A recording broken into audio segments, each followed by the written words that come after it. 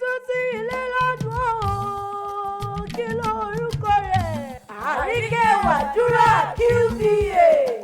Ọmọ wa o, ọmọ ẹkùn, ọmọ oníbà jàgídárì, ọmọ ẹkí Victoria o, ọmọ Fásánmi o, Olúwa fún mi lọ́lá, Queen Victoria Adégòkè, ọdún ẹlọ́dẹ o, àkọ́bíkú rẹ o, onínú rẹ o, aláyé rẹ, àfúnni máa wo bẹ̀, adùn bá tó o, ìwà rẹ táyé lọ́rùn, adùn bá rí mọ́tò sí. Màmá mi Queen Victoria fọ́dún o. Níre níre là á sọ̀rọ̀ wá tare. Ire lójú owó rí. Ire ló mọ̀ rí lọ́jọ́ ayé rẹ̀ gbogbo. Iṣẹ́ rẹ̀ onídìí iṣẹ́ oníṣẹ́ àwọn ọmọ rẹ̀ onídọ̀ ọmọ lọ́mọ. Màmá láàrin iwájú o. Ẹ̀rí. Màmá olúwa fún yín sọ́lá mi sàmọ́tà. Ó ní tọ́náwó sáré ọmọ lágbára lọ́rùn ọba. Gbéra o, akíkanjú o. Ó yá ṣebí ràn bàbá rẹ̀. Akíkanjú obìnrin. Àjànàkú kọjá forí kan bìrì bàbá rẹ̀ rìn kálá rẹ̀ rìn. Màmá èmi àkànkẹ́ fúnra ra. Ó nínú rẹ̀ níyá mi. Ọmọ bíbí inú Àbíkẹ́ o, Àbíkẹ́ ìyá dáadáa ni. Queen Victoria Adégòkè. Ó yá jẹ́ wọnúlé ẹ̀wọ̀n bàbá rẹ̀ lọ ilé bàbá ọmọ kì í bọ́ ọmọ lẹ́rù. Ìjẹ̀ṣà sá ní ilé o. Wọ́n kọ́kọ́ wọnú pálọ̀ ẹ̀wọ̀n bàbá rẹ̀ gbọ̀ngàn lọ. Ọmọ wa o, ọmọ ẹkùn, ọmọ oníbà jàgídárì o.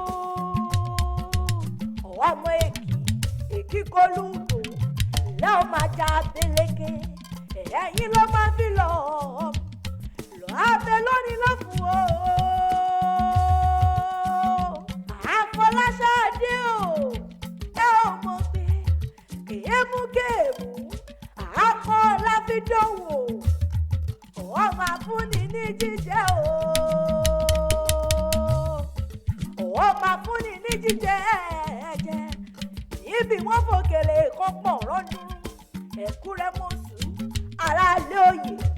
Ọmọ wa o, ọmọ ẹkùn, ọmọ oníbọn àjàgídárì, ọmọ oníbọn àjàkúlẹ́rẹ́jà. Ẹ̀kúrẹ́ lémi méjì, ó pé méjèèjì lọ́lá. Nínú ilé àwọn bàbá rẹ̀ ní Ijesa sani ilé o. Èyí tí wọ́n fọ̀gẹ̀dẹ̀ ṣe lálẹ́ Ìjẹ̀ṣà ẹyẹlé lájẹ́. Òfúrà gbọ́ mari lọ́sìn. Ìjẹ̀ṣà ní sí tòlótòló. Àríkẹ́ o. Mẹ́bẹ̀rù bàbá àti yìí ní ti pẹ́pẹ́ ẹ̀yẹ. Ìjẹ̀ṣà òṣèré ọmọ onílẹ̀ wo mi. Ọmọ ẹlẹ́ni àtẹ̀ká ọmọ ẹlẹ́ni ẹ̀wẹ̀lẹ̀. Ẹni gbọ́lá o. Àtẹ̀ní ọmọ olómi ṣèjẹ. Lámọ olómi ṣẹ̀fà. Ọmọ olómi ṣẹ̀dínlógún. Ìyó kékèké lásán wọn lóde ìgbàjọ ẹlẹ́gbọ̀dọ̀ tẹ̀mí lásán ẹyí sí Ìjẹ̀ṣà. Èyí kéyí tẹ́ báyìí lọ́jà ni ẹ̀rà wálé fún mi. Ilé rí mi jólóyé nírọ̀ bàbá tẹ̀yìn. Ọmọ agbódò kòrò nílé ìmọ̀ye. Òpè ni wọ́n kí ìrọ̀bá sọ́run. Òkìtì pẹ̀tẹ̀ ni wọ́n kí ìran Ìjẹ̀ṣà.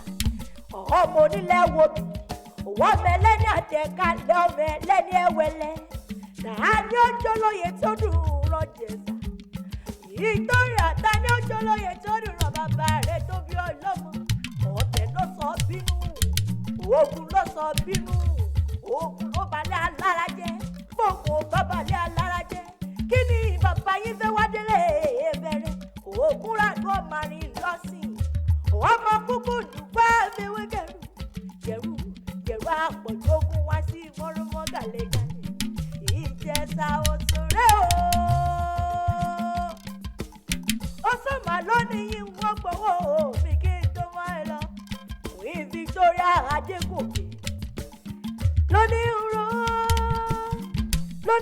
ròdò òun yèyé ọlọ́mọ ló jẹ̀sà lóní ròdò òun o lóní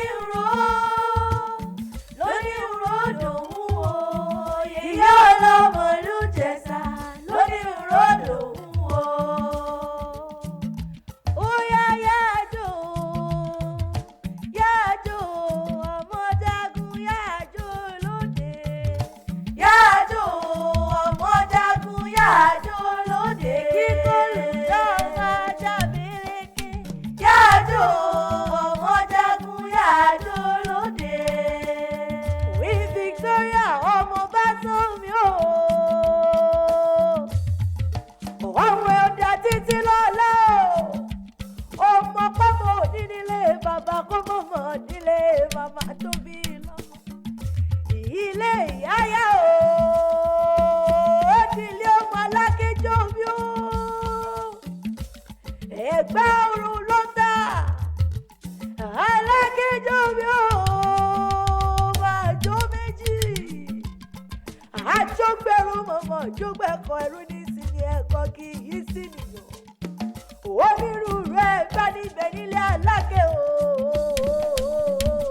olùgbọ́jọ́ bílò lórí gbogbo wọn bá márùn níjẹ́ lóde Ẹ̀gbá gbogbo ọyìn jáde oyé mi yékéyéké olùbárà ọba ní àgùrá ọba ní ọ̀sílẹ̀ ọba ní olówó dúró ọba ní aláké Ẹ̀gbá kan o ọba ní bàbá ń ṣe lẹ́gbàmọ́ ní sábì ọmọ agbóhùn àtàlà ọmọbìnrin jogún ọlá o ṣílẹ̀kùn palẹ̀kùn dé wọ́n máa rí dí ògo lójú ogun òwe kú ọdún o QVA CEO tí ó kọ́mọ̀ látòrí Villadeg affairs dé Villadeg event planning fabric by